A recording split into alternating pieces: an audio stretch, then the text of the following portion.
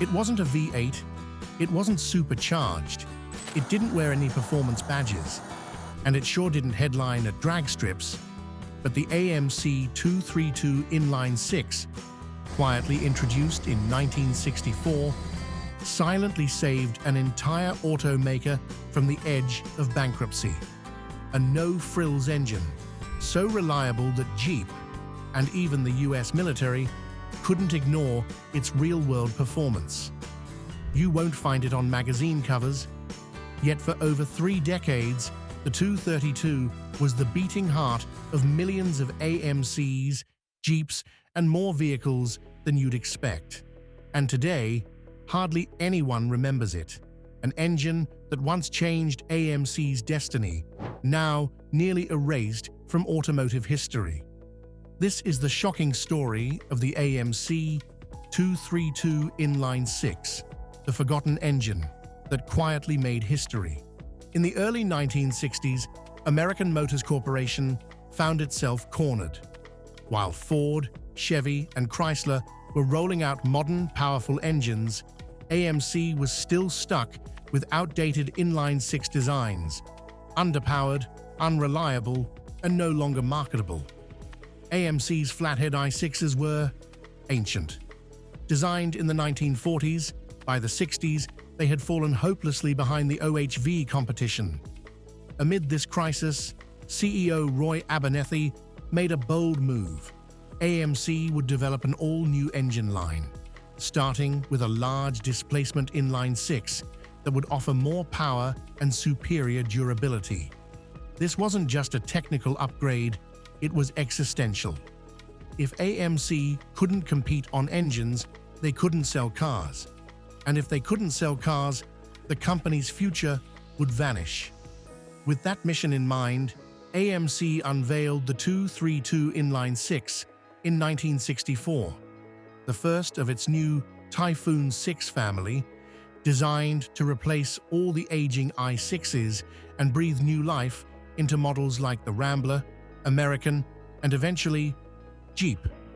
At first glance, the AMC 232 might look like just another inline-6 from the era, but underneath, it packed a range of smart engineering choices that made it one of the most durable and serviceable inline-6s of the 1960s. First, it used a 7-main bearing crankshaft, a rarity in mainstream UI6s at the time.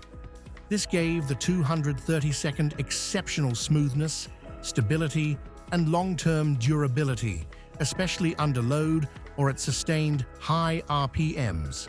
The engine block was cast iron, rugged and dependable, with a simple overhead valve design and a cam-in-block layout, cheap and easy to maintain.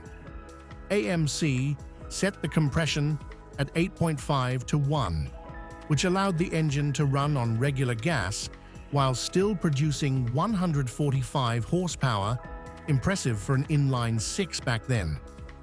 At 232 cubic inches, it outpaced rivals like the Ford 170 and Chevy 194 in torque and longevity.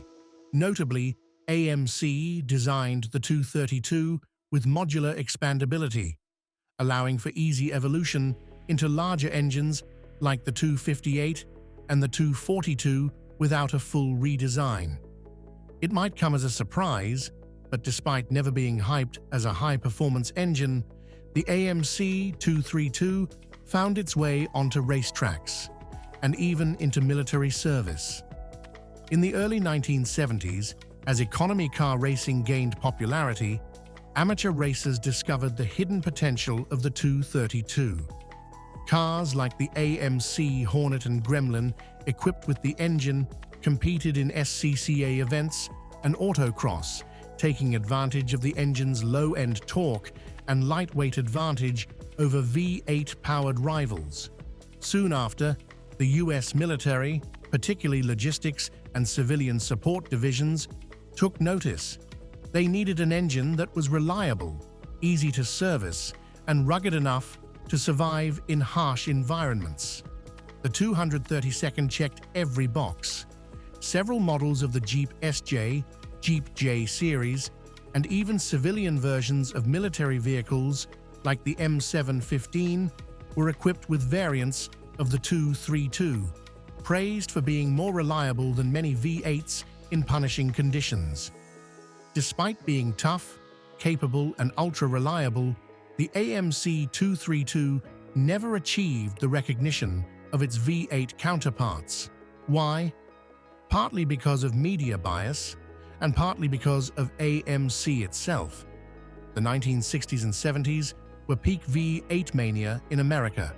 Horsepower, roar, and quarter-mile times dominated every car ad. Inline-6 engines, even good ones, were seen as budget choices, better suited for taxis than muscle cars. Chevy had the 250, Ford had the 240, and both had massive corporate backing with flashy marketing budgets. AMC, being a smaller company, simply couldn't elevate the 232 into icon status. To make matters worse, AMC itself undercut the 232 by releasing a larger version, the 258 cubic inch variant, in the early 1970s. Though based on the same design, the bigger displacement and higher torque made the 232 feel obsolete in the eyes of buyers. Tragically, the 232 didn't fade because it failed. It faded because in a V8-obsessed era, anything less was dismissed. In 1987, American Motors was officially acquired by Chrysler, primarily for Jeep.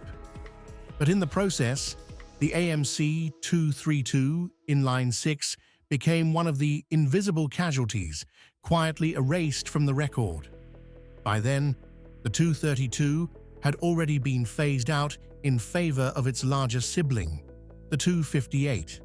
But even the 258 was evolving, eventually giving birth to the legendary 4.0-liter Jeep Inline-6 in the late 1980s. The irony?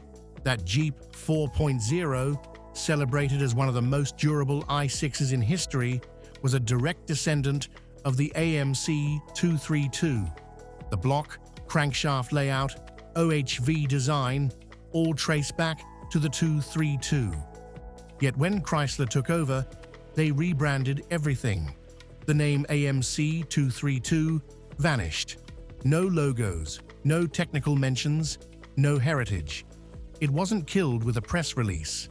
Though the 232 name vanished from official engine lineups after 1979, its engineering legacy lived on and eventually became the foundation for one of the greatest i6 engines in American history, the Jeep 4.0-liter. Debuting in 1986 in the Jeep Cherokee XJ, the 4.0-liter made up to 190 horsepower. Impressive for a traditional 12-valve OHV design, but its true strength wasn't peak power, it was incredible longevity. With a cast-iron block, 7 main bearings, OHV cam-in-block layout, and symmetrical intake exhaust ports, all directly inherited from the AMC 232, the Jeep 4.0-liter easily pushed 300,000 to 400,000 miles without a rebuild. More than that, the Jeep community considers the engine bulletproof. XJs, TJs, and YJs have run for over 30 years without ever needing major repair. And the most ironic part? Everything that made the Jeep 4.0 legendary started with the AMC 232, a forgotten name that laid the foundation for a 3-decade engineering icon. Though discontinued in the late 1970s, the AMC 232 never truly disappeared. Among classic car enthusiasts, the 232 is seen as a hidden gem, not flashy like a V8, but incredibly reliable, easy to restore, and nearly indestructible. Many Rambler, Hornet, and Gremlin survivors still run their original 232s, purring smoothly after decades of use. In fact, Some car restorers specifically seek out the 232 instead of the 258, believing it takes abuse better. Forums like the AMC Forum, Jeep Forum, and dedicated Facebook groups continue to share restoration tips, build photos, and even 232 turbo or ethanol conversion projects. What makes this community special isn't its size, but its passion. To them, the AMC 232 isn't just an engine. It's a memory from an era when American engineering came first, before corporate greed and politics took over. But in the garages of true believers, the AMC 232 is still alive and still running. The AMC 232 was never meant to be flashy. No chrome valve covers, no roaring exhaust, no Hollywood spotlight. And yet that's what makes it special, a symbol of quiet endurance. From compact AMCs to rugged off-road Jeeps, the 232 served faithfully for decades, then vanished from history without so much as a farewell. But for those who admire engineering, simplicity, and true longevity, the 232 remains a legend worth remembering. What do you think?